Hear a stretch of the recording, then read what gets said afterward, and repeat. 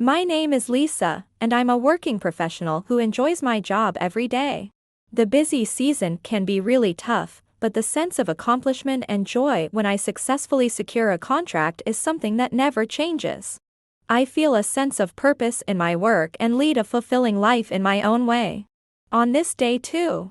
The customer coming at 3 p.m. Their choice of gifts is just genius every time. The sweets they brought last time were absolutely delicious. I wonder what it will be today. Mia, to be honest, I look forward to it every time too. Right? I can't wait for gift guide to come already. Mia, you even gave them a nickname. She is my best friend and colleague, Mia. We get along well with everyone else too, and the work environment is great, making every day enjoyable. One day. Hello, Lisa. How are you? How's work been lately? I'm doing great. Work is going well. It's tough sometimes, but I'm having fun. That's good to hear. I feel relieved. So, Dad, if you're calling, it means there's something you want to say, right? You got me. Actually, Lisa, how would you feel about going on a matchmaking date? A matchmaking date. Why a matchmaking date? Well, it seems the mother of the potential match likes you. So, if you're okay with it, can I give them your phone number? Oh, I see. All right, you can give them my number. My dad brought up the idea of a matchmaking date. Since it was my dad's suggestion, I figured it would be fine, so I agreed to share my number. A little later, I was strongly encouraged by the potential match's mother over the phone, and I decided to go on the date. A few days later. So, that's how I ended up going on a matchmaking date. A matchmaking date. I didn't know people still did that in the Rewire, but honestly, it sounds really exciting. I mean, matchmaking is pretty impressive. Come on, Mia. Sorry, but you should just enjoy it as a new experience. Most importantly, I hope the person you're meeting is really nice. When I told Mia about the matchmaking date, she seemed more excited about it than I was. Seeing her like that made me laugh, and it eased my nervousness. Thus, the day of the matchmaking date arrived. Well, hello there. I'm Waru, Noah's father. And this is my son, Noah. Nice to meet you. I'm Noah. I'm Lisa's father, and this is my daughter, Lisa. Nice to meet you. I'm Lisa. Wow, you're even more beautiful than I imagined. Right, Noah? Oh yeah. I'm sorry. My mom was pretty pushy about this. Oh, no, not at all. I think your mother is very family-oriented. Oh my, young people sure do get along quickly. Dad, you're being too loud. As mentioned, I've brought the marriage proposal documents. Oh, let's take a look right away. What is this? As soon as Noah's father saw the proposal documents, he let out a surprised voice. We were all shocked by his reaction. What? Lisa, you're a high school dropout. I wasn't told you were so poorly educated. Yes, I did drop out of high school, but I'm now working at a reputable company. And your family is a farming family. Are you mocking us? Dad, calm down. You're being rude. Noah, be quiet. My son is an elite public servant. I won't allow such a distinguished son to be matched with someone so low class. Hey, that's too much. You're insulting Lisa and our farming family. Like the food in front of us, it's thanks to farmers that we can provide for others. That's right, Dad. And denying that is. That's not what I'm talking about. I'm talking about compensation. Money. Compensation. Yes. People like you, poor and lowly, live in a different world from us. A different world. You dare to think you can match with us when our statuses are worlds apart. You're 100 years too early for that. Dad, I'm sorry. My father's being incredibly rude. Noah, there's no need to apologize to such low-class people. Be quiet. I understand you're concerned about my background, but could we please have a calm conversation? Shut up! Don't speak so familiarly to me, you little girl. Dad. What was I thinking? Maybe she didn't know you were a high school dropout. Anyway, you're not a match for Noah. Leave at once. Noah's father, Waru, clearly had an issue with my educational background and the fact that my family are farmers. However, I had no reason to tolerate such horrible remarks. So, I decided to teach Waru a lesson about reality. Understood. We don't mind, but are you sure you're okay with handling this situation in this manner? What are you talking about? What could possibly be wrong with how I'm handling this? I see. Then, you're finished. What do you mean finished? What nonsense are you spouting now? Understood. Well then, here we go, please come in. Hello? I'm your wife, Yai. I've been listening to everything from the next room. Why is Yai here? She wasn't supposed to be able to come today due to urgent business. You'll understand the reason soon enough. First of all, Lisa, thank you for your patience. I'm truly sorry. I didn't expect him to be so excessively rude. Thank you, and I apologize for my awful father. It's absolutely fine. I was surprised, but it was actually a bit fun. Lisa, what's going on here? What is happening? What is going on in this situation? Suddenly appearing from the next room was Noah's mother, Yai. As it turns out, today's matchmaking meeting was actually... Sorry, Dad. Today's matchmaking was actually planned by Yai. She said, my husband is obsessed with academic credentials and looks down on people based on their education and occupation. So, she's been trying to correct him regularly. This time, we set up a confirmation meeting to see how much he's improved. A confirmation meeting. Yeah, I knew about it too. Dad, you were absolutely horrible. No joke.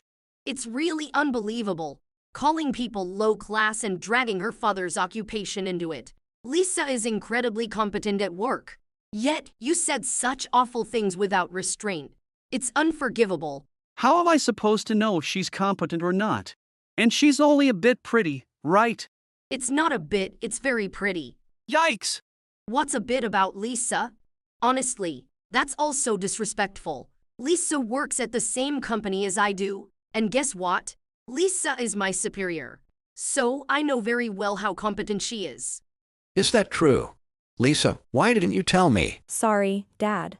If everyone knew, it would have given away the plan, so I was told to keep it a secret. Actually, when I spoke with Yai over the phone about the matchmaking, she told me about this plan. It hurt a little to keep it a secret from my dad, but it was necessary for the plan to succeed. However, once I explained everything, my dad seemed to understand and was relieved. Yet, there was one person who couldn't accept it. You conspired to trap me. Don't mess with me. The one messing around is you. I always tell you, don't look down on others. But come on, a farming family and a high school dropout? That's impossible. Enough. Have you forgotten how much trouble you caused at work with that attitude? Yeah, Dad. Because of that attitude, we had a storm of complaints. Did you forget that? That's terrible, and it caused trouble for the company too. Indeed, that's unforgivable. Unforgivable. You low-class family shouldn't get cocky and voice your opinions. There it is. That's the attitude I've been warning you about over and over. Eck. Seeing your behavior in person, I'm more disappointed than ever. This is all for Noah's sake. Think about it, there's no way we can have a high school dropout marry Noah. It doesn't matter at all. What's important is the present. In fact, I absolutely want Lisa to join our family. Honestly, I'm ashamed of you for judging people based only on their education. Don't be cheeky. Do you know whose money raised you? Madam, no, isn't that exactly what you've been criticizing? Criticizing what? Your obsession with money. That's why it's wrong. Waru was criticized not only by Noah and Yai but also by my father. Seeing that Waru still refused to change his attitude, Yai. Are you really planning to keep that attitude forever? Why should I change? I'm right this time, aren't I? They're low class. I bet they don't even make 2 million yen a year.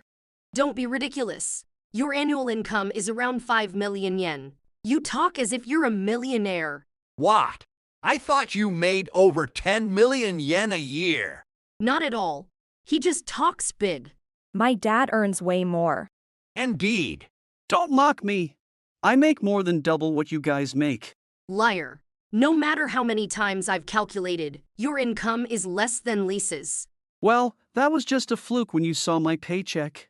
It's just simple math. So, you're saying you actually make over 10 million yen a year? That's right. I don't know how much you make, but I definitely earn more. Despite everything, my income is far superior, so don't belittle me. Stop talking nonsense. You have a ridiculous spending habit and massive debt. What? Dad, you have debts? That's too much. I can't believe you boasted to us while living like that. I wouldn't be able to say such things if I were in your position. After hearing Yai's story, my father, Noah, and I were all taken aback. Spending habits, debts, and not as high an income as claimed. How could he boast so much with just false appearances? Everyone present looked at Waru with the same expression when, What's with those looks? Don't you all sometimes want things that you end up spending more than planned on? It's the same situation.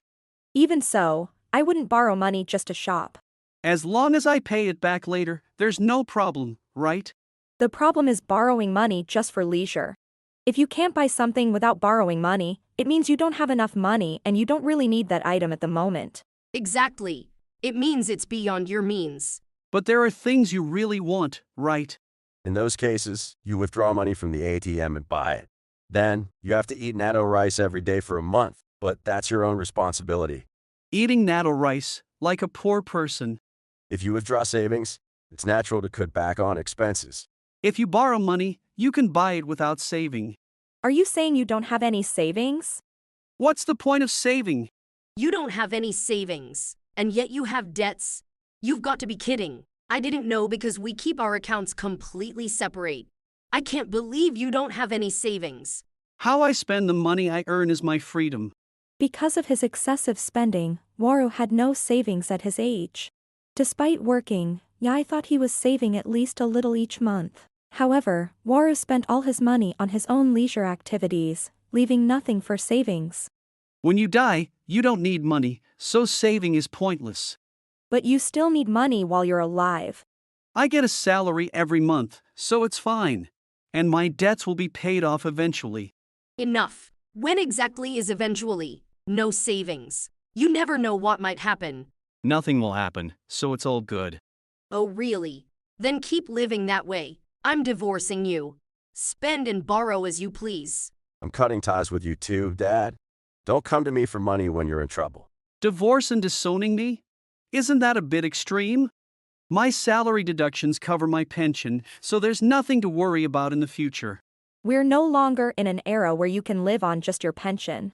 Even those who get around 300,000 yen as a couple still find it tough with only 150,000 yen each month without savings. Is that so? You might be counting on your retirement pay, but if that were enough, there wouldn't be any complaints from pensioners. Wait, if I get divorced and disowned, then You'll have to work for the rest of your life. It's unfortunate, but it seems inevitable. Indeed, as things stand, it's clear you'll be a burden to the family in the future. Waru had his own way of thinking, but living in reality isn't that easy. Faced with Yai's declaration of divorce and Noah's disownment, Waru. Wait! Please reconsider the divorce and disownment. No way. If I stay with you, my savings will be drained. Unlike you, I don't just work for fun. Then, Noah, I'm still your father, so could you send me some money every month? Absolutely not. You just waste it. If you both cut ties with me, how am I supposed to live? Pay off your debt and save money, you idiot. But I can't save with my debt and living expenses. Then, once your debt is paid off, start saving as if you're still making repayments. The debt is so large, I don't know when it will be paid off. Please, Yai, Noah. Is it that much? No wonder Mom wants a divorce. Please, just a little support each month. I'll repay my debt. Stop relying on your children. Pay it back yourself, even if you're old. Then, Lisa, marry Noah and live with me. No way. Even if we got married, living with you is out of the question. I wouldn't allow it anyway. Please, I'm begging you all. I'll change my ways. I'll stop being disrespectful. You haven't changed now, so you never will. That's right. So, good luck on your own. Thank you for today. Bye. Waru apologized profusely to Yai, but she still divorced him. He was disowned by Noah and couldn't contact him at all. Waru showed no signs of changing and eventually caused a major problem at work, leading to his termination.